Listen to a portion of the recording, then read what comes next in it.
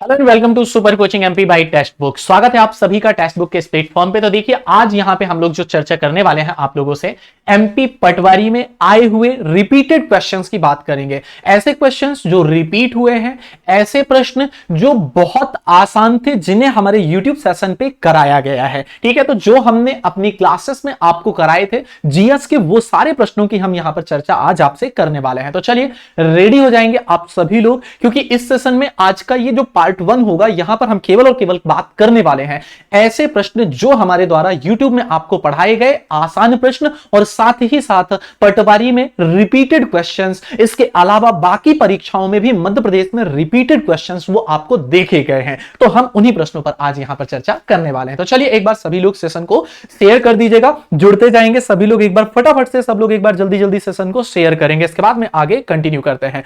तो ये हमारा टेलीग्राम चैनल है, यहां से आप लोग इस क्लास का पीडीएफ प्राप्त कर सकते हैं। जो रिपीटेड क्वेश्चंस थे, ऐसे प्रश्न जो बहुत आसान थे जिन्हें हमारे YouTube चैनल पे हमने आपको कराया था। ठीक है, तो चलिए क्वेश्चन नंबर फर्स्ट की बात करते हैं। शंकर दयाल शर्मा, क्या लिखा हुआ है? शंकर दयाल शर्मा जी के बारे में लिखा हुआ है कि इनका संबंध मध्य प्रदेश के किस जिले से है? Option number A Bhopal, option number B Indore, option number C Jabalpur और ऑप्शन नंबर डी है क्या है?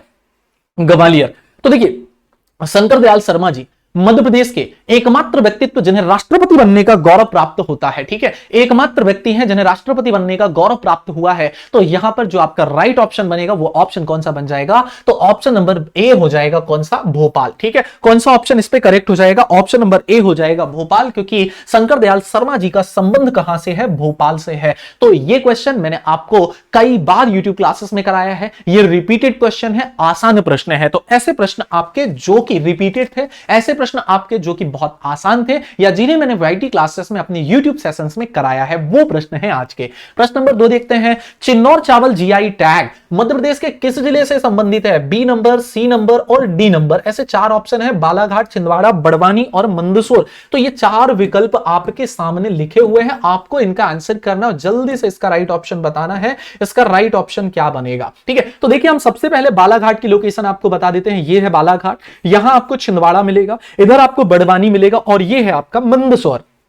तो ये प्रश्न भी मैंने कई बार कराया और जब जब कराता हूं यहां पे ये बताता हूं कि ये हिस्सा आपका छत्तीसगढ़ को और साथ ही साथ यहां से किसको स्पर्श करता है? महाराष्ट्र को। और बालाघाट चूंकि छत्तीसगढ़ से लगा हुआ है इसलिए यहां पे सर्वाधिक चावल होता है। और बालाघाट के चिन्नौर चावल को 2021 में क्या मिला है? जीआई टैग से क्या किया गया है? मतलब यहां पे जीआई टैग प्रदान किया गया है। महाराष्ट्र के साथ में तर्ज चल रही थी कि या महाराष्ट्र को मिलेगा या मध्य प्रदेश को मिलेगा, फाइनली मध्य प्रदेश को मिला था। ठीक है, इसके अलावा जो बड़वानी है, बड़वानी में धान अनुसंधान केंद्र है, यह प्रश्न भी पूछा गया था। तो यह क्वेश्चन भी मैंने आपको कराया हुआ है अपने वाईटी सेशन में। ठीक है, फिर देखते हैं 1857 के विद्रोह की शुरुआत कहां से हुई थी? A B C D. Barwani है, मेरठ है, झांसी है और फिर है इनमें से कोई नहीं। तो जल्दी से आपको इसका आंसर बताना है, राइट ऑप्शन क्या हो जाएगा? ठीक है, तो देखिए यहां पे 4 ऑप्शन में से 10 मई 1857 आपको याद होगा। 10 मई 1857 को मेरठ छावनी से, कहां से? मेरठ छावनी से 1857 के विद्रोह की शुरुआत हुई। इसमें मध्य प्रदेश से संबंधित नहीं पूछा गया है। यह क्वेश्चन बहुत सारी परीक्षाओं में कई बार पूछा जा चुका है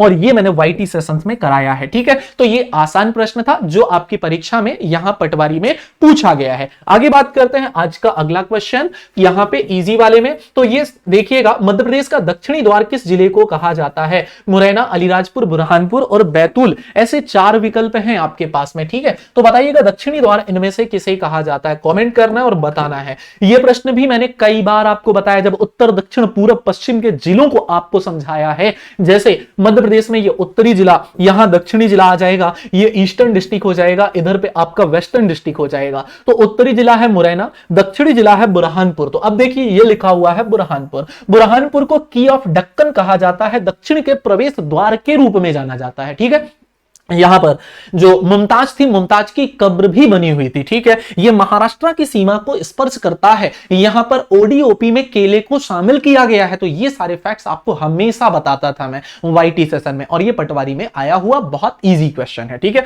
आगे बात करते हैं नेक्स्ट। तो क्या लिखा हुआ है? मध्य प्रदेश में लालबाग महल कहां पर स्थित है? तो लालबाग महल, ये क्वेश्चन बहुत आसान है। कैसे? जब आप महल पढ़ते हैं वहां पे सबसे पहले इंदौर में आप लोग ये महल का आंसर पढ़ लेते हैं। कि इंदौर का जो महल है, इंदौर में जो महल है, राजवाड़ा महल, लालबाग पैलेस महल, कांच मंदिर, खजराना मंदिर, है ना, बड़ा गणपति, तो ये सारी चीजें आप लोग पढ़ते हैं कहां पर, इंदौर के लिए तो लाल बाग पैलेस भी पढ़ाया गया है, ध्यान रखिएगा। ठीक है, आगे बात करते हैं और इजी क्वेश्चंस की।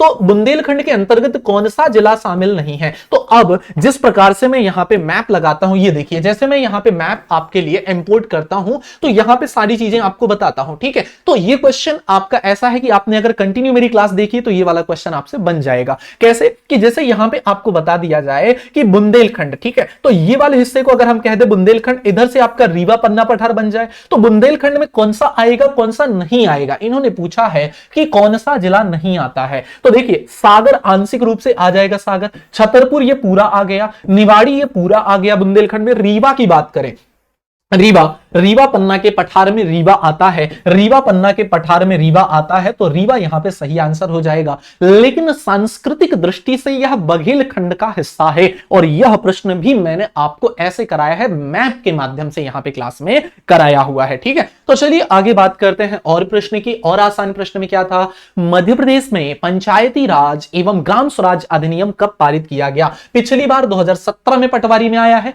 मैंने जब पंचायती राज बताया वहां भी कराया है। ठीक है, तो इस प्रकार से ये क्वेश्चन आपका रिपीटेड क्वेश्चन और इजी क्वेश्चन में काउंट होगा। ठीक है, तो आंसर आप लोग इसका लगा सकते हैं, कब पारित हुआ, 25 जनवरी 1994 इसका राइट ऑप्शन हो जाएगा। ये आसान प्रश्न था और आसान प्रश्नों की ही हम इस सेशन में बात करने वाले हैं। इसी प्रकार से आगामी और भी सेशन मिलेंगे आपको, जहां पर आसान प्रश्नों की श्रृंखला की एक अलग सीरीज मिलेगी, फिर एक सीरीज मिलेगी जिसमें डिफिकल्ट क्वेश्चंस मिलेंगे, मोस्ट डिफिकल्ट क्वेश्चन मिलेंगे, एक ऐसी सीरीज मिलेगी जहां पर अनसुने प्रश्न मिलेंगे कि ऐसा कभी आपने सोचा नहीं था कि इस प्रकार के प्रश्न आएंगे। तो इस प्रकार की हम सीरीज आपके लिए लेकर आने वाले हैं। ठीक है, फिर देखिएगा यहां पे लम्हेरा हिल्स कहां पर है, ये प्रश्न मैंने आपको वाईटी सेशन में कराया है, आप जाके देख लेना, वाईटी सेशन वहां पे कराया हुआ है। ठीक है, तो ये बहुत ही आसान प्रश्न है, लम्हेरा हिल्स कहां पर मिलेगा? तो लम्हेरा हिल्स या लम्हेरा घाट कहां पर मिलेगा? जबलपुर में मिलेगा। बार बार बताता था, जबलपुर के लिए लिटरेसी रेट बताता था, संस्कार धानी बताता था,